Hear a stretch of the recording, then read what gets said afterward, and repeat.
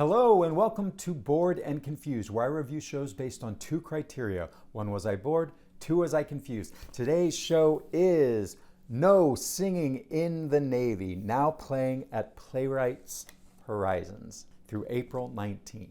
But before I get into this very funny and very silly show, please take a moment to like, comment, and subscribe. It really helps me out. It helps me grow this channel and allows me to keep seeing more theater. So thank you for that. So what did I know about No Singing in the Navy before I went in? Honestly, I knew nothing. I knew that it was at Playwrights Horizons, which already told me a few things. It was probably a new work.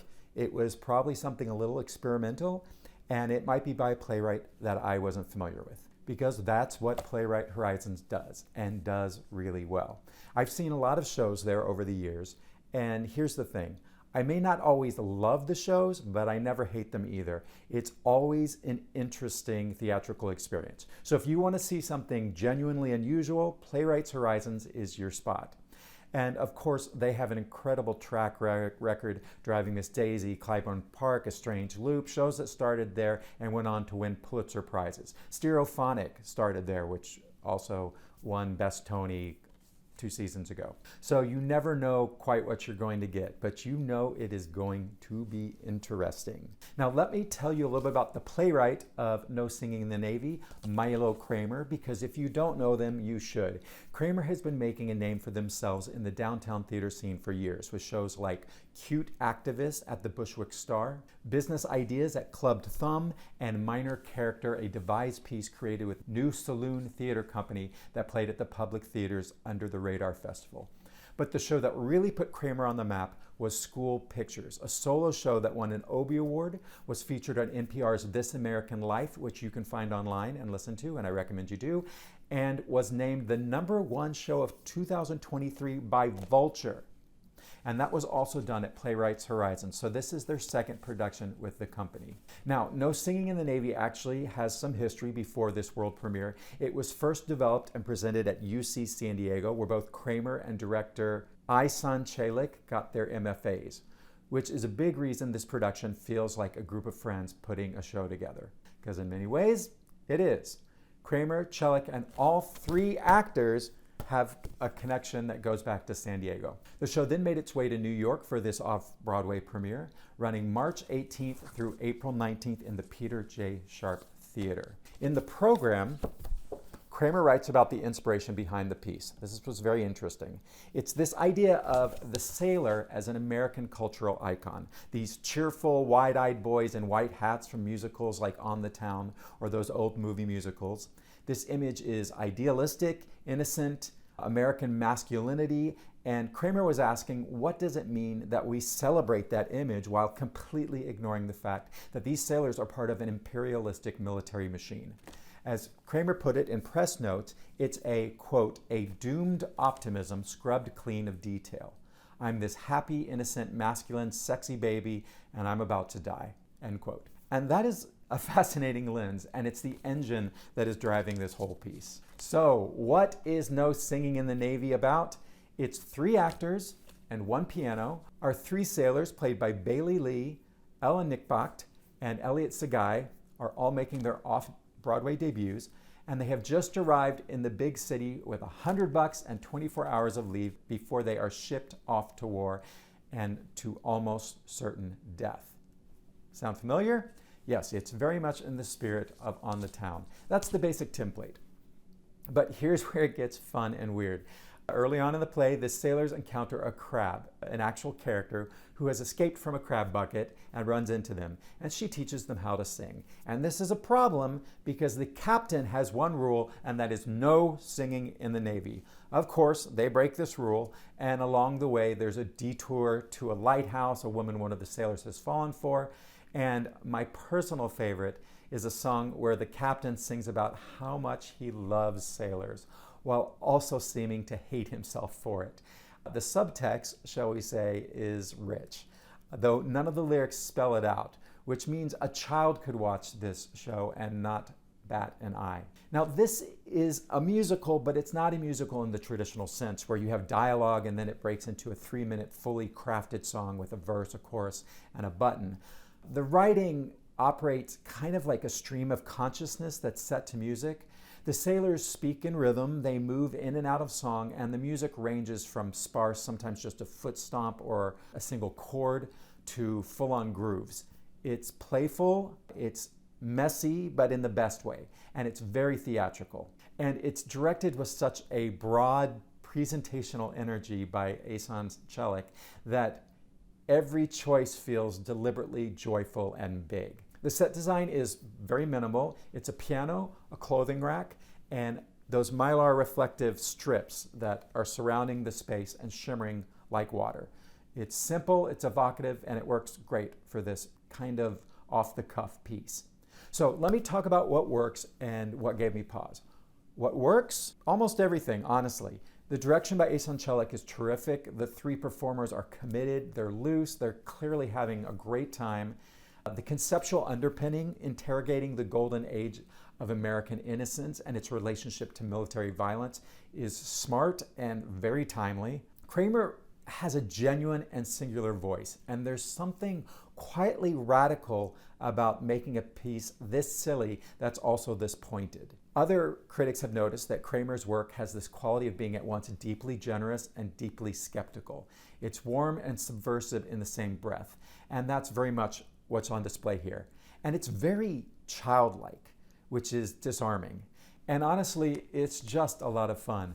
Genuinely, purely fun. I kept thinking, this is what really great children's theater feels like. It's not dumbed down, but it's pure and alive and completely committed to its own world. Think Sesame Street, written for the whole family. The parts that are clearly for adults, thematically, conceptually, are layered right in there, while the surface is goofy sailors and talking crabs. And really, this show is so innocent on the surface that you could bring children to see this show, and I think they would really enjoy it. So now, that brings me to my one note. At 90 minutes, it's running right up against its limit. I loved it, but I was also ready for it to wrap up. The silliness is wonderful, but it is relentless. And I think maybe adults have a different tolerance for that kind of silliness than children might, although children have the attention span, so they might actually equal out. This show is about 90 minutes, but I think trimming 10 to 15 minutes off of it might actually hit a nice sweet spot for kids and for adults. This is a world premiere, so who knows what will happen to this piece next, but that is my one minor complaint. So, was I bored? No, but as I said, I was ready for it to end by the time it did. And there's a difference between being bored and thinking, okay, I think we've made our point. This show establishes its premise in the very first moment. The three sailors walk on stage and they talk about their love of the ocean in a semi-orgasmic chorus of enthusiasm, and I was immediately on board. I just think the ride could stand to be about 10 to 15 minutes shorter. Was I confused? Not at all. The show really lays out its conceit immediately, and it also was helpful to have read all of this right before the play began. And so once you understand what you're in for and the kind of music we're going to hear, and you do understand that within the first few minutes, you just go on the ride. The only thing that might confuse you is whether to call it a musical. I mean, it has music, a lot of it. It has singing, a lot of it. It has lyrics, a lot of it. But it is nothing like a traditional musical. And if you go in expecting that, you may need a minute to adjust. And once you do, you'll be fine. As a writer, I was really inspired by this piece because Milo, correct me if I'm wrong, does not appear to be trained in music and lyric writing. But that didn't stop them from writing a musical. 2 musicals. The other show also has songs in it. Milo likes to sing. Milo likes to sing dialogue. Milo likes to add chords and rhythms to what they're writing. Milo's not in this, but Milo was in School Pictures. That was at Playwrights Horizons, and that was a solo show. And Milo sang it, played a ukulele, a little toy piano, and very simple accompaniment. And Milo knows that they don't have the best voice, but it doesn't matter. And this is something I think as writers and performers and artists, you don't have to have all the skills. You just need to have a passion. Well, your passion will come through even if you're not writing the most polished songs, the most complex lyrics. If you have a theatrical idea and it is supported by adding this simple kind of music to it, do it. I was really inspired by this piece to not second guess myself and be like, well, oh, I'm not the greatest composer. Just get out and do it, create theater, and see what happens. You might end up on This American Life and winning an Obie. So here's the bottom line. No Singing in the Navy is funny, silly, thought-provoking piece of theater from one of the most interesting playwright voices working in New York right now. That's a superlative, but it might be true. Milo Cramer is doing something genuinely distinctive, and Playwrights Horizons is exactly the right home for it. This isn't a show that's going to transfer to Broadway, so you're going to have to see it at Playwrights Horizons, but it's not what it's trying to be. But this is a playwright with a unique voice getting the space to do something unusual, and I'm really grateful for that and for the opportunity to see this show. So you should see this show if you like experimental theater that doesn't take itself too seriously. If you love the idea of Golden Age musicals being turned inside out and examined. If you enjoy works that's absurdist and funny but has something genuinely smart running underneath it. And if you have ever watched a really great episode of Sesame Street as an adult and thought, this is actually kind of brilliant, then No Singing in the Navy is for you. So how did I get tickets? Well, I was fortunate to get press tickets for this through Blake Zittel and Associates, so a big thank you to them and to Playwrights Horizons for having me and allowing me to make this video. I sat on the very side of the Peter J. Sharp Theater, which worked out fine. I wish there was more rake on this theater, especially when the actors go down to the floor. They're difficult to see because their head's in the way.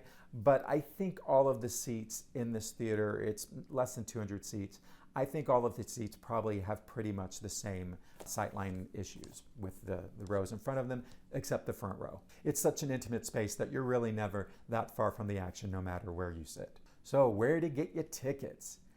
No Singing in the Navy runs through April 19th, and if you want to get discount tickets, you can get $33 rush tickets on Today Tix, or if you're a student, Playwrights Horizons offers a $29 student member ticket. So go check this out and come back and let me know what you think.